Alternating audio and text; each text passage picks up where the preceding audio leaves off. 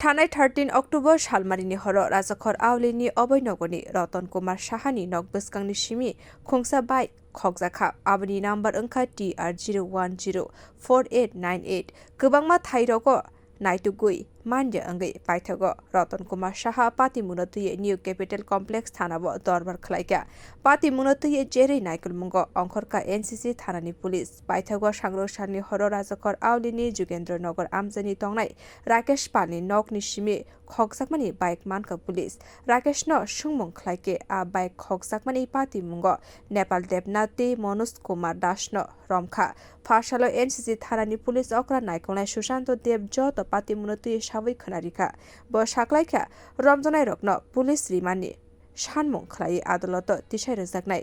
NCC थाना पुलिसनि वानसुकमुं रमजानाय रकन police Riemann तुबै सुंमुं खलायके तेबो sikokनि मुं सायमानाय रमजानाय खरक दामनि फाइसिं आगिरग बाइक खगमानि दरबार दातं चेरि नायकलै तंखा पुलिस एक्चुअली রতন কুমার সাহা অভয়নগর বাড়ি উজান অভয়নগর উনি আমাদের কাছে একটা অভিযোগ করেন যে গত 13ই অক্টোবর ওনার বাড়ির সন্ধ্যার সময় ওনার বাড়ির সামনে থাকা পার্কিং করা অবস্থায় একটা bike TR01Q4898 super Splendor bike ওটা কে বা কারা চুরি করে নিয়ে যায়।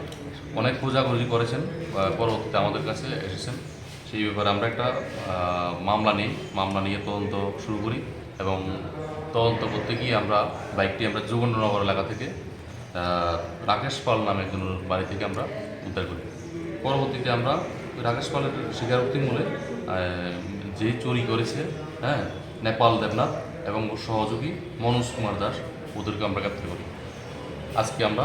ওদেরকে মাননীয় আদালতে প্রদান করি। Bureau report খরাং।